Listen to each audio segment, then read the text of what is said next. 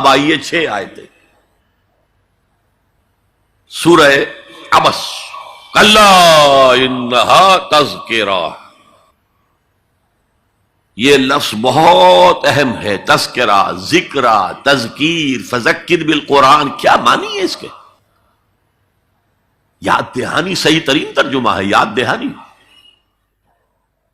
ایک ہے کسی کو کچھ سکھانا، نئی بات سکھانا، ایک ہے یاد دہانی. اسے ایک چیز معلوم تھی، کوئی بھول گیا، یاد کرانا. جیسے آپ کے کسی دوست نے آپ کو بہت قیمتی قلم دیا تھا، آپ نے اسے بہت سنبھال کر اپنے ٹرنک میں رکھ دیا.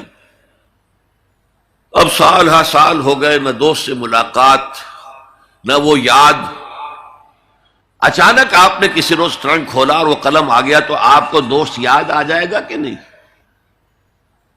اسی لیے قرآن آفاق و انفس کے لیے آیات کہتا ہے. ہم اپنی آیات دکھائیں گے تمہیں، نشانی جس کو دیکھ کر تم ہمیں پہچانو گے. اور تذکرہ کا مطلب کیا ہے؟ پوٹینشلی ایمان ہر انسان کے دل میں موجود ہے. یہ جو روح جو ہمارے قلب کی مسکن نکید ہے، اس میں اللہ کی معرفت بھی ہے، اللہ کی محبت بھی ہے. البتہ ذہول کے پردے پڑ گئے ہیں، بھول اور نسیان طاری ہو گیا ہے. ہم دنیا ہی کے اندر گم ہو کر رہ گئے ہیں. ہماری ساری دلچسپیاں دنیا سے ہیں، لہذا ہماری توجہ ہی نہیں ہے. ورنہ ہر انسان کے دل میں یہ جو یہاں ہندوستان میں کہتے ہیں آتما اور پرماتما، آتما اور پرماتما کا تو تعلق بہت گہرا ہے. ابتدا میں بنا دی گئی تھی ارواح، جب ہم سب کے سب تمام انسان آدم سے لے کر اور تا قیامت جو انسان آئے گا دنیا میں، ان سب کی ارواح پیدا کر دی گئی. اور پوچھا گیا الست بربکم قالوا بلا، یاد ہے؟ لہذا یہ تذکرہ ہے، یہ یاد دہانی ہے، تمہارے اندر موجود ہے. اللہ کی معرفت بھی موجود ہے، اللہ کی محبت بھی موجود ہے.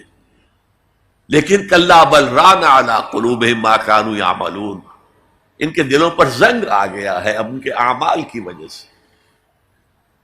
شیشہ جو ہے وہ زنگ آلود ہو گیا. حضور نے فرمایا ان هذه القلوب لتصدع كما يصدع الحديد اذا اصابه الماء.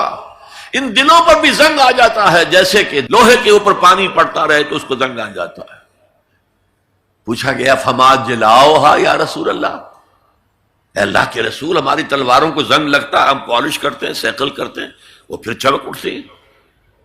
تو دل پر اگر زنگ آ جائے تو اس کا علاج کیا ہے؟ 2 چیزیں فرمائی، کثرت و ذکر الموت و تلاوت القرآن. 2 کام کرو کثرت سے. موت کو یاد رکھو، یہاں رہنا نہیں ہے، جانا ہے. یہ ہمارا گھر نہیں ہے، یہ ہماری منزل نہیں ہے. ہمارا اصل گھر جو حضور نے فرمایا انما الدنیا خلقت لکم وانتم خلقتم للآخرہ، یہ دنیا تمہارے لیے بنائی گئی، تم آخرت کے لیے بنائے گئے ہو. اسی لیے حضور نے فرمایا کن فی الدنیا کانک غریب عابر السبیل. دنیا میں ایسے رہو جیسے راہ چلتے مسافر ہو یا اجنبی ہو. اپنے بارے میں فرمایا مالی ولی دنیا، مجھے تمہاری دنیا سے کیا سروکار. انما مثلی کراکب استظل تحت شجرۃ ثم راح فترکها. میری مثال اس مسافر کی سی ہے جو ذرا سستانے کے لیے کسی درخت کے سائے میں بیٹھتا ہے تھوڑی دیر. وہ اس کا گھر تو نہیں ہے، اس کی منزل نہیں ہے، پھر وہ اس کو چھوڑتا ہے، اپنا راستہ لیتا. یہ اگر ہمارا تصور قائم ہو جائے، کلا انہا تذکرہ. اب اس کے بعد جو الفاظ آئے ہیں فی صحف مکرمۃ مرفوعۃ مطہرۃ بایدی سفرۃ کرام بررہ. یہ جو قرآن ہے، جو تذکرہ ہے، یہ بڑے ہی انتہائی پاکیزہ صحیفوں میں ہے. فی صحف مکرمۃ، بڑے باعزت، مرفوعۃ مطہرۃ، مرفوع بلند اور انتہائی پاک. بے ایدی سفرۃ، یہ کن کے ہاتھوں میں ہے؟ لکھنے والے وہ فرشتے. بے ایدی سفرۃ کرام بررہ، جو نہایت باعزت ہیں، بہت وفادار ہیں اللہ کے. یعنی اصل قرآن کہاں ہے؟ لوح محفوظ میں ہے. اصل قرآن کہاں ہے؟ ابھی اگلی اب جو پڑھیں گے ہم، کتاب مکنون، چھپی ہوئی کتاب کے اندر ہے. اصل قرآن کہاں ہے؟ وَإِنَّهَا لَفِي أُمِّ الْكِتَابِ لَدَيْنَا لَعَلِيٌّ عَظِيمٌ. یہ تو اس ام الکتاب میں جو ہمارے پاس ہے، بہت بلند ہے اور بہت عظمت والا ہے. یہ 6 آیتیں ہو گئی. اب آئیے 8 آیتیں جو آپ نے سنی، بہت خوبصورت قرات تھی ماشاءاللہ. فَلَا أُقْسِمُ بِمَوَاقِعِ النُّجُومِ. یہ لا جب آتا ہے پہلے تو وہ مخاطب کی بات کی نفی کرنے کے لیے، نے اٹ از لائک دیٹ، یہ نفی ہے. لا اقسم بیوم القیامہ، تمہارے خیالات غلط ہیں، میں قیامت کی قسم کھاتا ہوں. تو فرمایا فلا اقسم بمواقع النجوم. وقع یقع کے کیا معنی ہے؟ اور یہ سورت کون سی؟ واقعہ. اذا وقعت الواقعہ، وقع گر جانا، پڑ جانا. یہ ستاروں کے ڈوبنے کی جگہ ہے.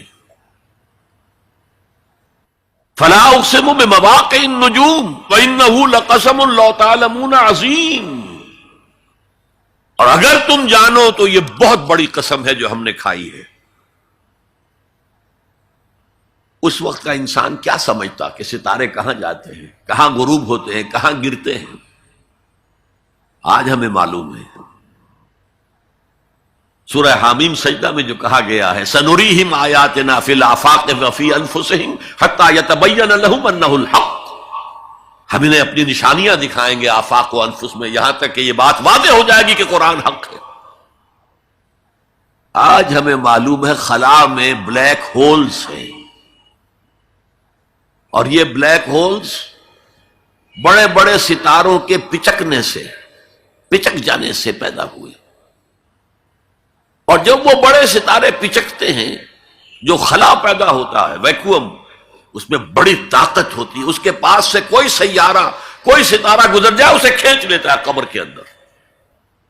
یہ بلیک ہولز کا تصور. اسی لیے اللہ نے اس وقت کے لوگوں کے لیے کیا کہا؟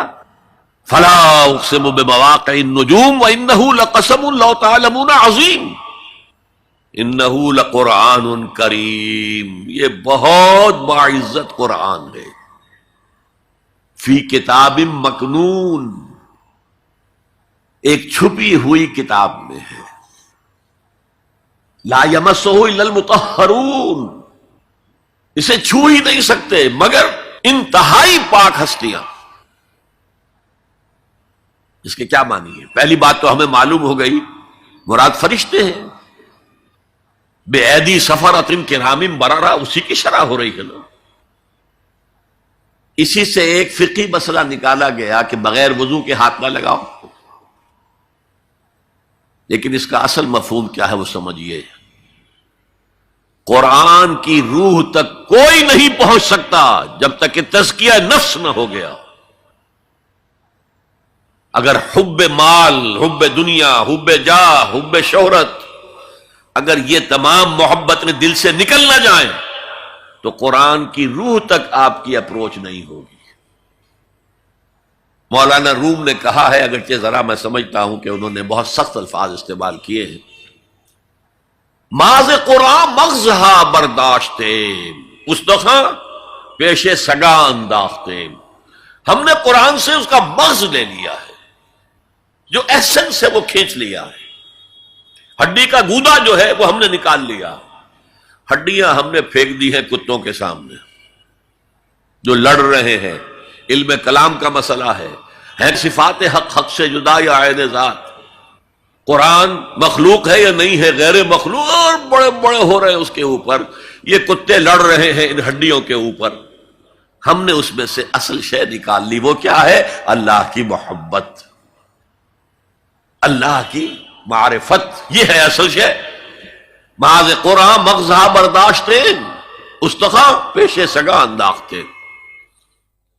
تو جب تک انسان کا باطن پاک نہ ہو جائے وہ قرآن کے چھلکوں سے کھیلتا رہے گا. چاہے وہ کہنے کو مفسر ہو، قرآن کے باطن تک کبھی نہیں پہنچے گا.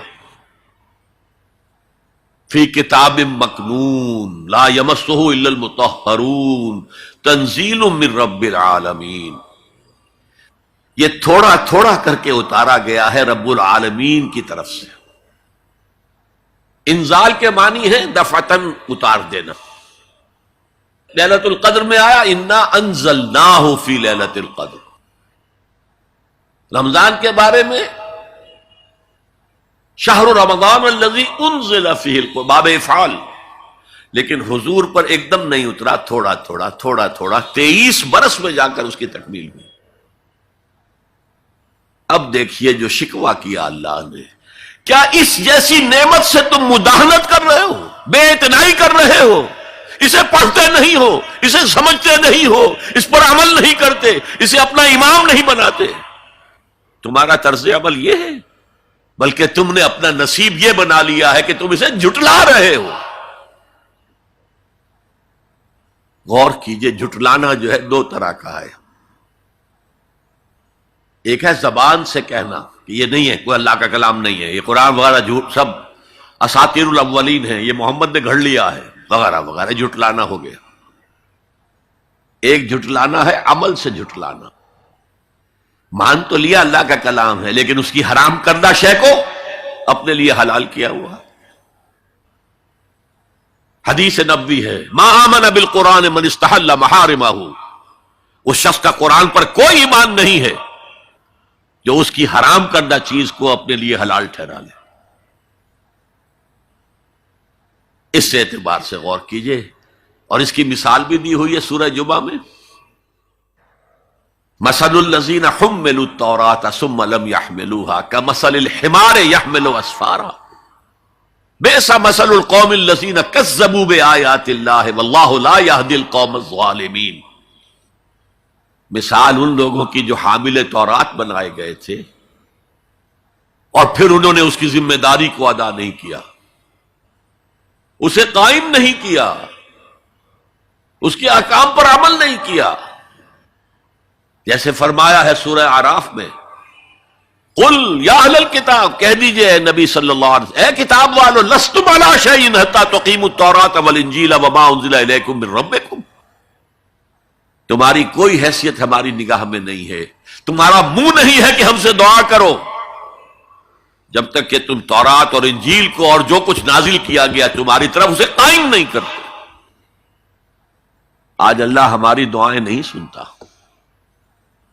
30 لاکھ جا کر حج کرتے ہیں.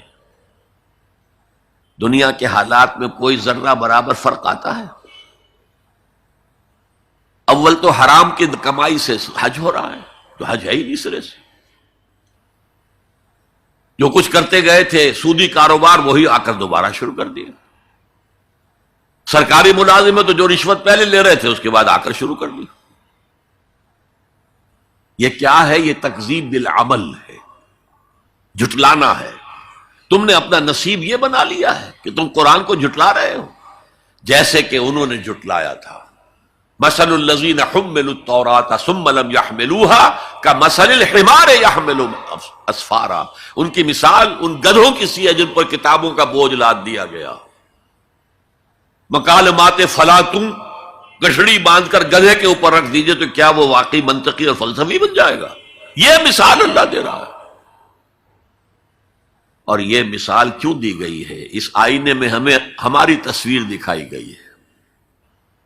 تم اگر قرآن کا حق ادا نہیں کر رہے تو تمہاری مثال وہی ہے جو یہود کی تھی.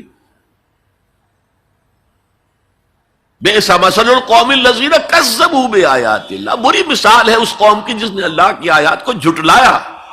تو زبان سے تو یہودیوں نے کبھی نہیں جھٹلایا تورات کو،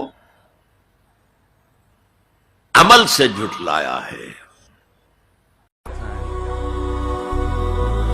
هي الحلقات تحفظني بآيات من القرآن، هي الحلقات تملأني بحب المصطفى العدنان، هي الحلقات تحفظني